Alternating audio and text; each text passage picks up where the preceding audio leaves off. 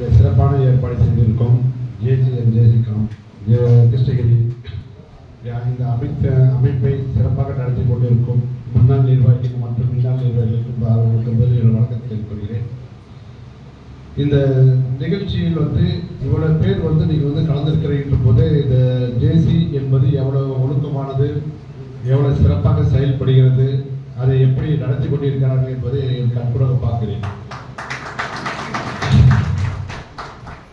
அதாவது தற்போது பதவியேற்றிருக்கும் கந்தன் அவர்கள், அதாவது நான் சின்ன வயசுல இருந்து, அவர் ரொம்ப சின்ன வயசுல இருந்து பார்த்துருக்கேன். நான் சின்ன வயசுல இருந்தப்ப அவர் ரொம்ப சின்ன வயசுல இருந்தப்ப நான் பார்த்துட்டு இருக்கேன். அவருடைய செயல்பாடுகள் எல்லாம் ஒவ்வொன்றும் பார்த்தீங்கன்னா எப்பயுமே ஒரு விஷயம் நல்லா புரிஞ்சுருக்கேன். தொழில் அப்படின்னு சொல்லிட்டு வந்தோம்னா டைரக்டா நான் மேட்ருக்கு வந்துடுவேன்.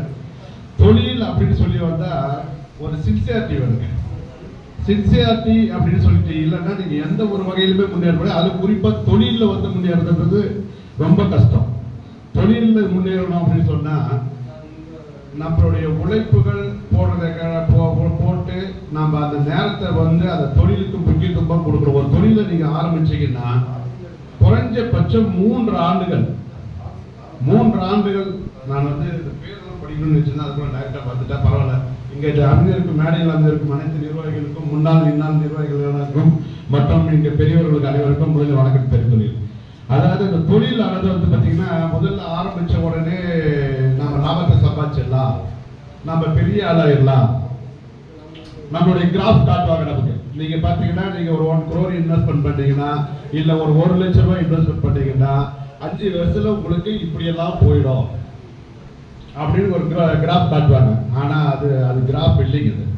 நீங்க ஒரு வண்டியை எடுத்து டிரைவ் பண்ணும்போது நம்ம இங்கிருந்து நம்ம கிருஷ்ணகிரி சென்னைக்கு நம்ம போயிடலாம்னு சொல்லி இந்த ரோடை மட்டும் எண்ணெச்சு காட்டிடுவாங்க.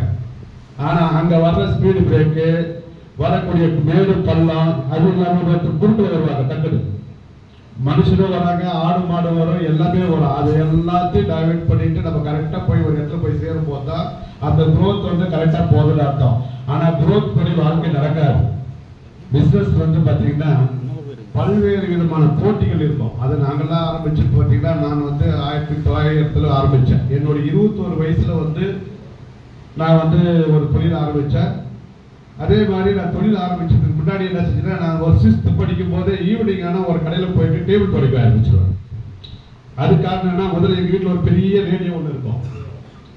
அந்த ரேடியோவை எடுத்துட்டு போய் கொடுத்துட்டு பாட்டு கேட்கறதுல ரொம்ப இன்ட்ரெஸ்ட். அப்பெல்லாம் பாத்தீங்கன்னா இப்ப இருக்கிற அளவுக்குலாம் இது இல்லை. ஒரு ரேடியோல பாட்டு கேட்கறது, அதிகபட்சமா சினிமாவுக்கு போறது. ரேடியோல பாட்டு கேட்கறதுக்கு ரேடியோ ரிப்பேர்ட்டு சொல்லி எடுத்து போய் கொடுத்தா அவர் இப்ப தரேன் அப்ப தரேன்னு சொல்லிட்டு நான் அவர் கொஞ்சம் வெளியே போயிட்டாருன்னா நான் என்ன செய்வேன், அந்த டேபிள்லாம் கிளீனா இல்லைன்னா எனக்கு பிடிக்காது. எப்பயுமே நான் இருக்கிற இடம் சுத்தமா இல்லைன்னா எனக்கு பிடிக்காது. அவர் எப்போ அது இருப்போம், ரேடியோக்கு நான் போய் பொருள் வாங்கிட்டு வந்துடுறேன் அப்படின்னு சொல்லி என்னை உட்கார வச்சுட்டு போயிடுவாரு. நான் அவர் வரத்துக்குள்ள டேபிள்லாம் கிளீன் பண்ணி கரெக்டாக ஸ்க்ரூ டிரைவர் எல்லாத்தையுமே கரெக்டாக அடுக்கி வச்சுக்குவேன். இப்படியெல்லாம் அடுக்கி வச்சுட்டு இருக்கும்போது பார்க்கும்போது அவர் என்ன செய்வார், நான் வரேன்னாவே ஜஸ்ட் ஒரு 1/2 hour வெளியே போக ஆரம்பிச்சுவார். ஏன்னா டேபிள் கிளீன் ஆகிடும் இல்லையா. இப்படியே செஞ்சு கடைசியில் பார்த்தா நான் ஒரு ரேடியோ மெக்கானிக் ஆகிட்டேன். நான் கடைசியில் நான் ரேடியோ மெக்கானிக் ஆகிட்டேன். எப்படி பாருங்களா, அது கூட பார்த்தீங்கன்னா அதில் இன்ட்ரெஸ்ட் எனக்கு இருந்துச்சு. காரணம் மெயின் அதில் எனக்கு தொழில் மேலே அது ஏதாச்சும் ஒன்று கற்றுக்கணும் அப்படின்னு சொல்லி ஒரு ஆர்வம் பிறந்த ஒரே ஒரு காரணத்தால தான் இன்னைக்கு கிருஷ்ணகிரி நகரையில் ஓரளவு பேர் சொன்னா தெரியற அளவு ஓம் சாந்தி எலக்ட்ரானிக்ஸ் என்ற கடையை நிறுவிச்சு இன்னைக்கு 35 ஆண்டுகள் தொடர்ந்து நடத்திட்டு வர. நான் கடை வச்சப்ப ஒரே ஒரு சர்வீஸ் டேபிள், ஒரு சின்ன ரேக்கு, அந்த ரேக்கு கூட பெயிண்ட் தான் அடிச்சேன். ஏன்னா பெயிண்ட்டுக்கு பணம் கொடுத்தா செலவாகும் அப்படின்னு சொல்லிட்டு கடையில் எனக்கு அப்போ டெய்லி 50 ரூபா. நான் கடையில் வேலை செஞ்சுட்டு இருக்கேன். கடையில் வேலை செஞ்சுட்டு இருக்கும்போது எனக்கு டெய்லி 50 ரூபா. அந்த 50 ரூபாவோட நம்ம இன்னும் சேர்ந்து நாமளே செஞ்சுக்கலாமே அப்படின்னு சொல்லிட்டு பெயிண்ட் நான் தான் டைட் உட்காந்து அடிச்சுட்டு இருப்பேன். அடிச்சு அப்படியெல்லாம் உருவாக்கின ஒரு கடைக்கு பேர் கூட நான் எந்த ஜோசிக்காரர்கிட்டலாம் போய் பேசலைங்க. ஓம்ன்றது கடவுள், சாந்தின்றது அம்மா பேர். இது 2 சேர்த்து தான் ஓம் சாந்தி எலக்ட்ரானிக்ஸ் ஒரு கடையை வச்சேன்.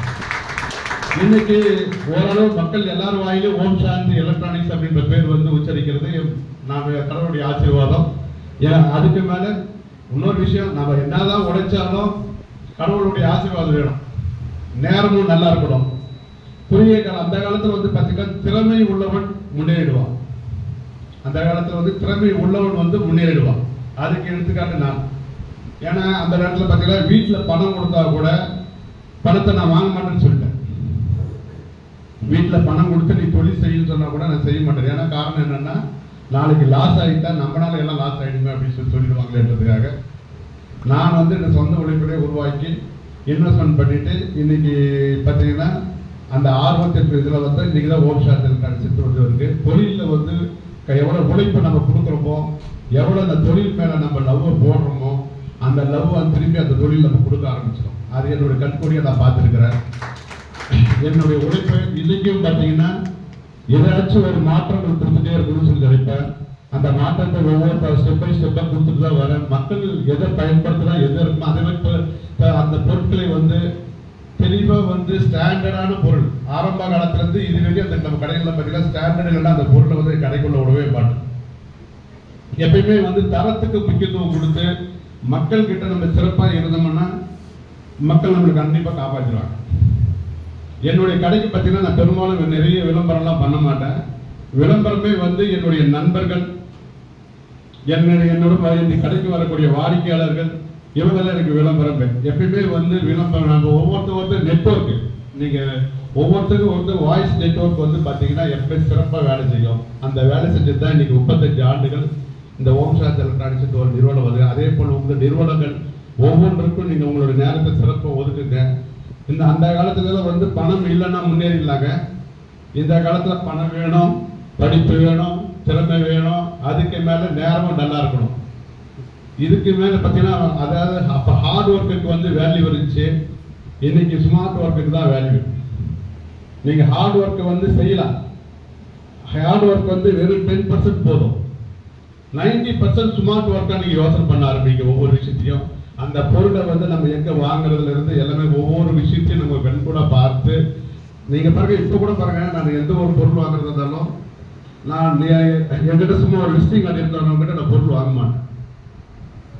நான் வரேன் போக நேரில் வரேன் அப்படின்ட்டு நேரில் போயிட்டு அந்த பொருளை பார்த்து அவங்க எப்படி குவாலிட்டி மெயின்டைன் பண்ணுறாங்களா என்னன்னு தெரிஞ்ச பின்னாடி தான் அந்த பொருளுக்கே நான் ஆர்டர் கொடுப்பேன்.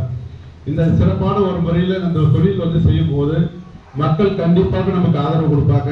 தொழில் முனைவர்கள் வந்து அனைவரும் வந்து மனத்தை தளரிடாம எப்பொழுதும் வந்து தொழிலை வந்து சிறப்பாக செய்யணும். அதாவது வியாபாரி தான் வந்து இந்த உலகத்திலேயே மிகவும் நம்பிக்கை உள்ளவர். வியாபாரி மாதிரி உலகத்தில் ஒரு நம்பிக்கையான வேறு யாருமே இல்லைங்க. அதாவது நாளைக்கு போயிட்டு ஒரு கடையை திறக்கிறோம் அப்படின்னு சொன்னா நாளைக்கு எந்த கஸ்டமர் வர போறாங்க, யார் நம்ம கிட்ட எந்த பொருள் வாங்க போறாங்க, என்ன ஏது நமக்கு எதுவுமே தெரியாது. ஆனா நாம கரெக்டா அந்த டைம் 9 மணினா 9 மணி போய் கடையை போறோம், படிச்சு உட்காந்துருப்போம். அந்த நம்பிக்கையில தான் வியாபாரம் தான் நம்பிக்கை. இது வாய்ப்பை கொடுத்த உங்கள் அனைவருக்கும் நன்றி கூறி விடைபெறுகிறேன்.